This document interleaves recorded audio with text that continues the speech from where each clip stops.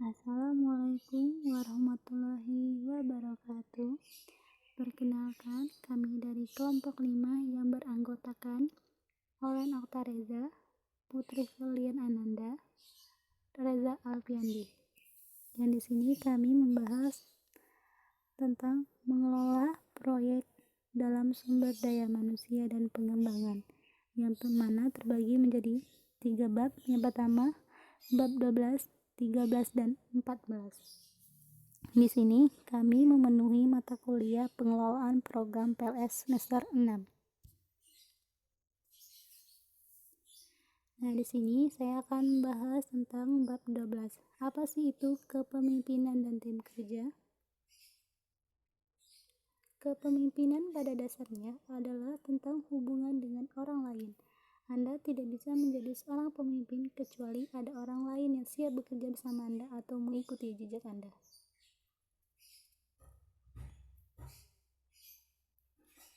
Menurut Van Maurik, pemimpin yang sukses seringkali perlu menyeimbangkan satu sifat dengan yang lain untuk mengakomodasikan masalah yang muncul dalam suatu situasi. Kepemimpinan dalam suatu proyek yaitu tentang mencapai tujuan dalam batas-batas proyek. Seorang pemimpin mengambil peran tertentu dalam kesuksesan penyelesaian suatu proyek.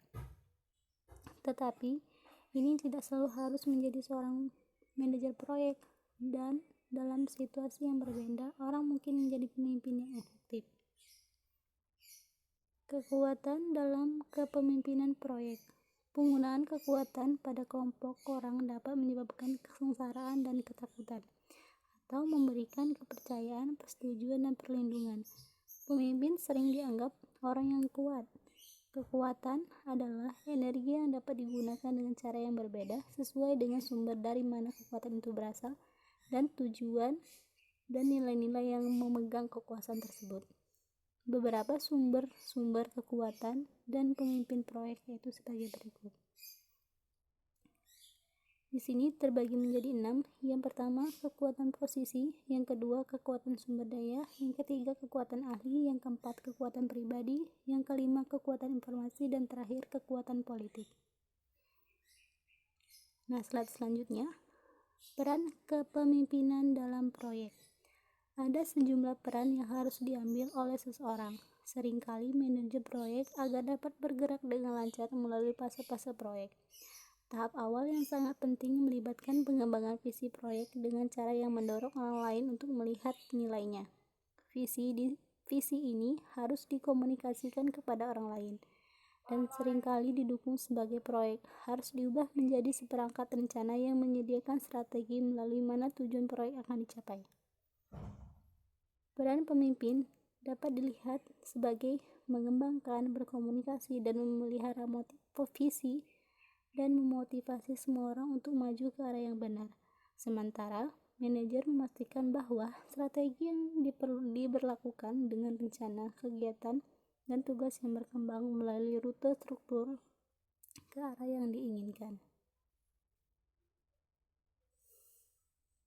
Nah, motivasi dan kerja sama tim. Motivasi adalah suatu dorongan untuk menjadi lebih baik lagi. Motivasi di sini bukan hanya sekadar ucapan ataupun hadiah, namun bisa juga jika ada kesempatan untuk bekerja sama dalam tim. Orang sering termotivasi dengan memiliki peran yang produktif dan berbagai antusias dan dukungan. Anggota tim dapat termotivasi dengan mendengar tentang keberhasilan yang dicapai oleh orang lain, dan dapat dihargai dengan melihat laporan keberhasilan mereka sendiri yang dibagikan secara luas dalam organisasi.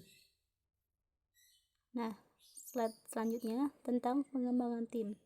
Membangun tim proyek bukanlah kegiatan satu kali yang dapat dicapai melalui hari jauh. Meskipun ini bisa menjadi mekanisme yang berguna, ini adalah proses berkelanjutan yang perlu dikerjakan. Tim proyek dapat diambil dari berbagai departemen dalam organisasi Anda, atau dari berbagai lembaga, dan mungkin sangat beragam dalam pengetahuan, keterampilan, dan pengalaman. Hubungan interpersonal di dalam tim pasti akan berdampak pada sejauh mana tim bekerja sebagai keseluruhan yang efisien dan efektif. Nah, di sini ada 4 karakter dari tim yang sukses, yaitu yang pertama, bekerja sama untuk mencapai tujuan bersama. Yang kedua, memperhatikan kontribusi yang diberikan oleh orang lain. Yang ketiga, kesadaran bahwa lebih banyak yang dapat dicapai melalui kolaborasi daripada melalui upaya sendiri atau individu. Yang keempat, berbagi visi dan nilai-nilai yang mempertahankan motivasi. Selanjutnya akan dijelaskan oleh teman saya. Assalamualaikum warahmatullahi wabarakatuh. Di sini saya Reza Alpiandi. Saya dari kelompok 5 ingin membahas atau menjelaskan suatu PowerPoint dengan merujuk pada buku yang sudah dibagikan, yaitu e-book McGuire Frameless Fundamental. Kebetulan di sini saya kebagian di bab 13. Oke. Selanjutnya materi pertama yaitu mengelola manusia dan kinerja. Di materi ini, kinerja dalam suatu proyek adalah kunci untuk mencapai tujuan kualitas yang tepat dalam waktu dan biaya yang disepakati. Pemantauan akan mengungkapkan jika bidang pekerjaan tertinggal jadwal yang direncanakan atau jika kualitas pencapaian tidak cukup tinggi.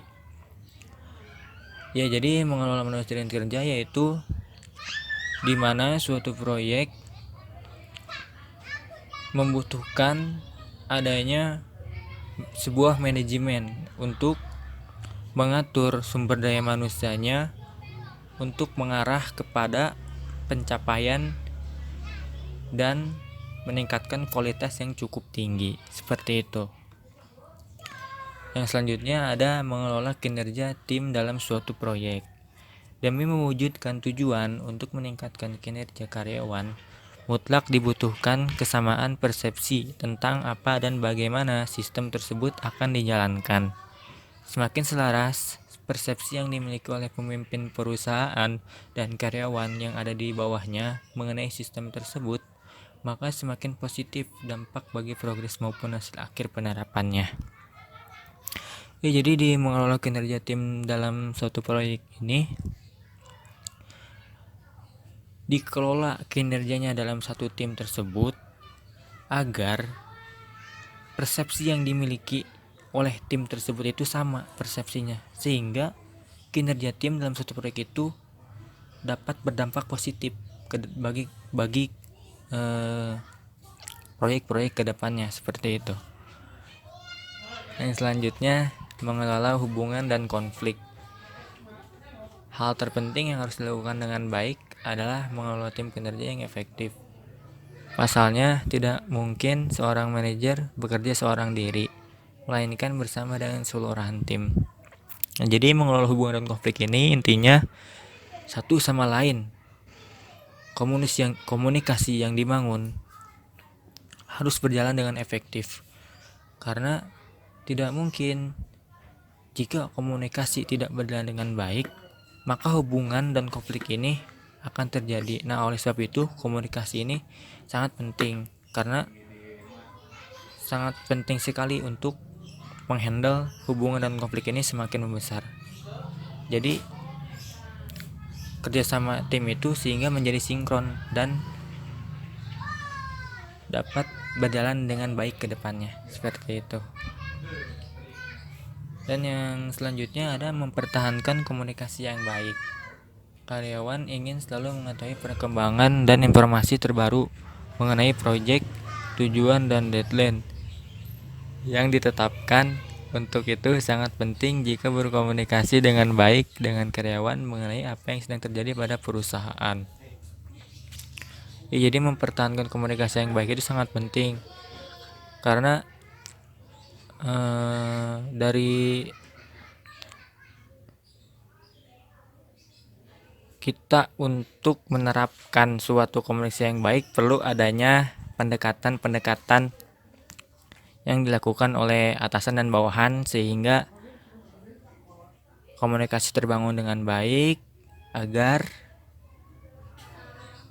tujuan dan proyek mengenai informasi terbaru itu selalu mengetahui perkembangannya dengan baik dan berjalan lancar, seperti itu. Dan yang selanjutnya, bangun hubungan kerja yang positif. Cara mengelola tim kerja yang efektif berikutnya adalah dengan mengenal anggota tim kerja tersebut secara individual.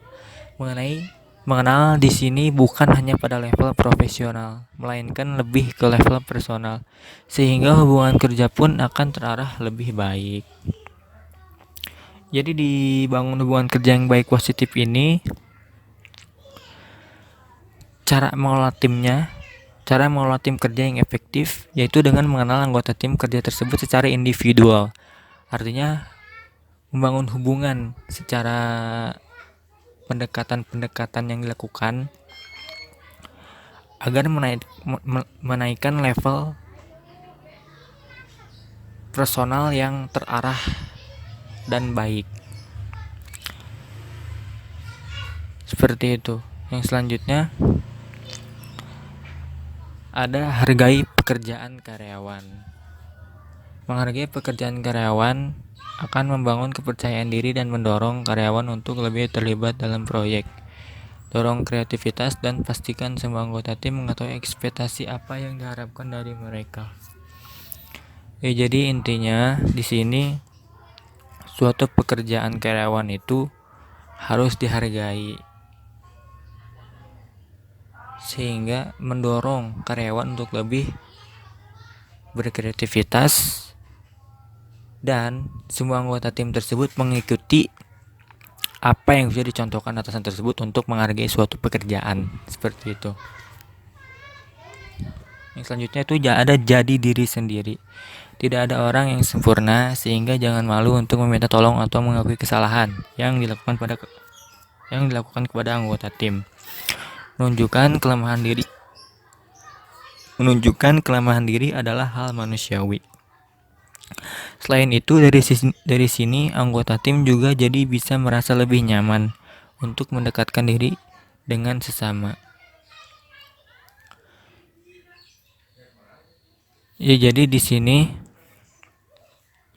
menunjukkan diri dalam hal yang manusiawi. Selain itu, dari sini juga anggota tim juga bisa merasa lebih nyaman untuk mendekatkan diri dengan sesamanya. Jadi membangun relasi hubungan yang baik antara individu dengan individu yang lain agar merasa lebih nyaman untuk mendekatkan diri dengan sesama, seperti itu.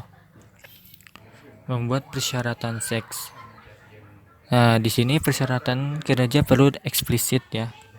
Perlu ketat jika kinerja tim proyek harus diukur terhadap standar. Riset psikologi menunjukkan bahwa perempuan cenderung menggunakan berbagai metode untuk menanggulangi pelecehan seksual, tergantung pada konteks dan keparaan perilaku tersebut. Jadi pembuatan persyaratan seks ini penting untuk meminimalisir dan menekan menanggulangi pelecehan seksual yang ada di dalam kinerja tim atau proyek, seperti itu. Yang selanjutnya, memastikan bahwa tim memiliki keterampilan yang diperlukan dan pengalaman. Menemukan perpaduan skill, pengalaman, dan potensi yang tepat. Kombinasi ketiganya, keterampilan, pengalaman, dan potensi yang akan memberikan hasil terbaik. Kata Robert, jika sebuah iklan pekerjaan terlalu spesifik, banyak kandidat yang bagus tidak sesuai dengan kualifikasi iklan. Tetapi jika kriteria seleksi lebih diperluas dan umum, akan ada kumpulan pelamar yang lebih beragam. Jadi intinya memastikan bahwa tim memiliki keterampilan yang diperlukan dan pengalaman ini intinya memadukan perpaduan skill, pengalaman, dan potensi yang mereka punya, sehingga dari kombinasi ketiganya itu akan memberikan hasil yang positif dan terbaik untuk perusahaan tersebut, seperti itu.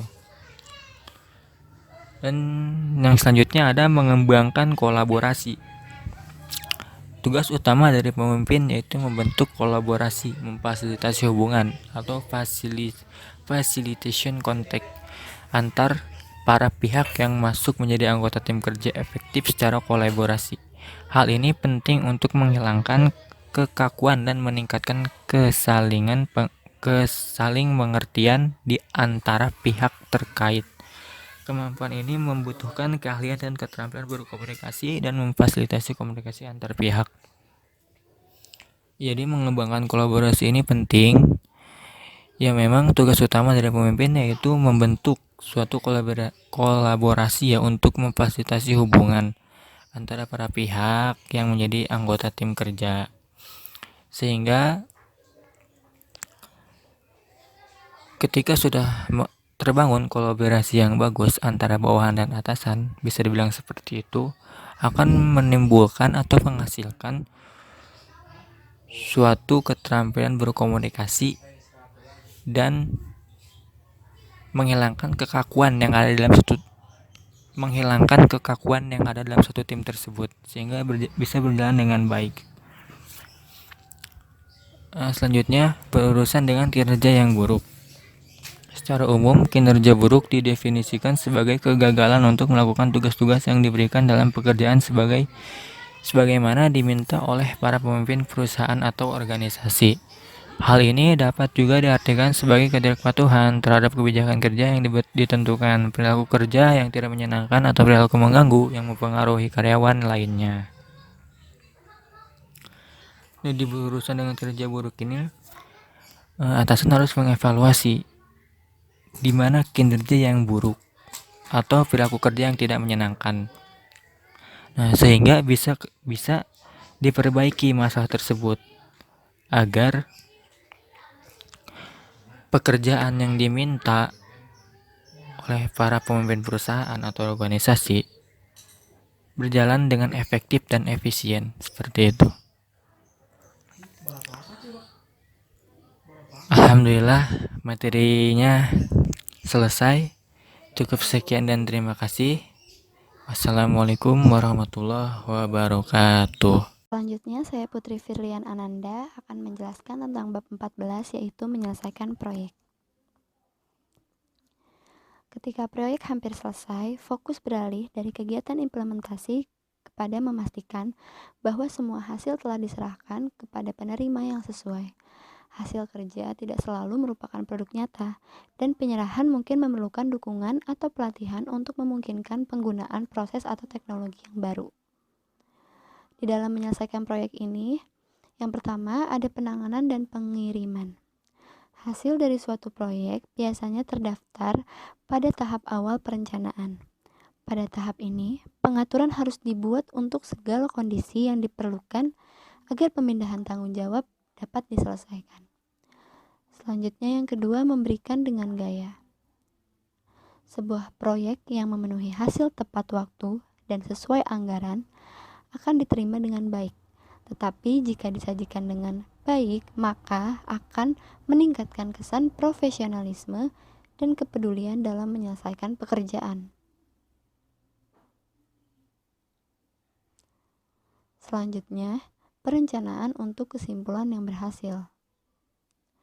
Proyek yang sukses dapat diakhiri dengan klien yang puas, pemangku kepentingan yang senang, dan tim yang bangga tetapi sedih. Kenapa? Karena tim akan bubar dengan cepat setelah kegiatan proyek selesai.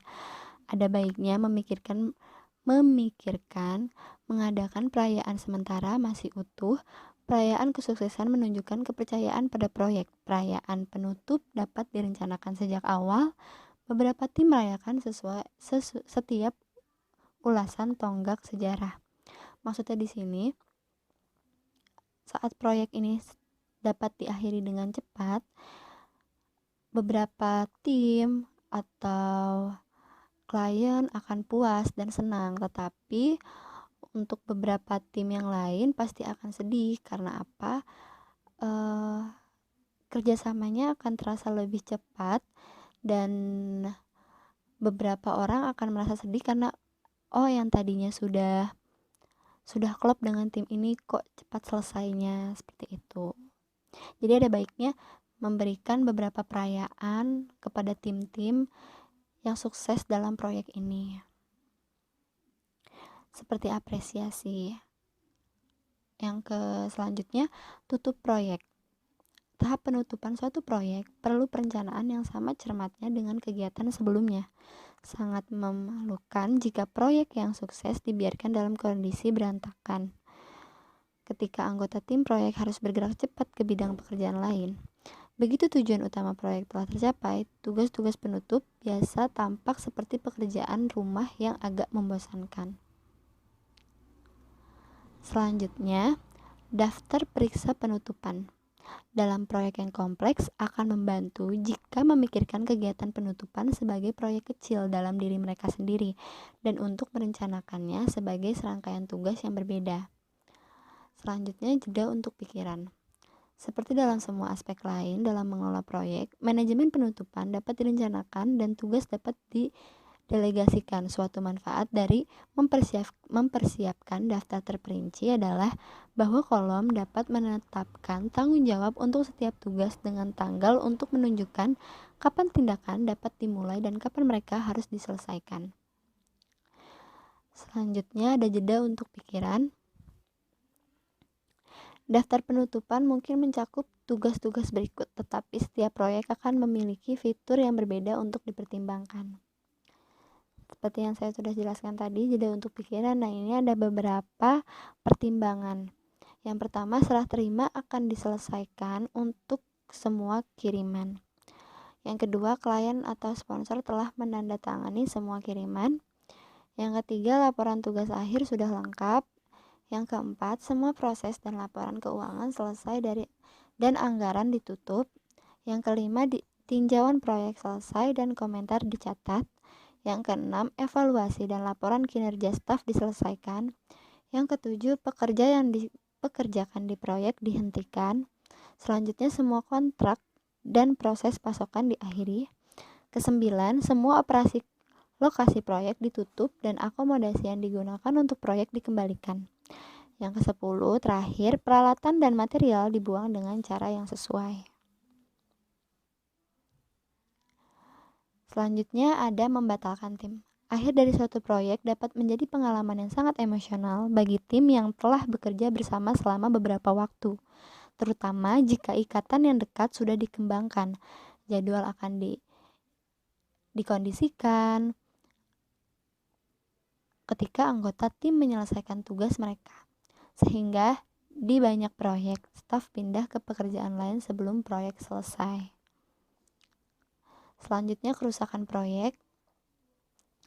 Ketika suatu proyek mengarah ke yang lain tanpa jeda yang jelas, atau ketika tugas tambahan yang tidak diidentifikasi dari awal ditambahkan ke proyek, ini disebut penyimpanan proyek. Idealnya, perubahan signifikan harus diperlakukan secara terpisah sebagai proyek lanjutan.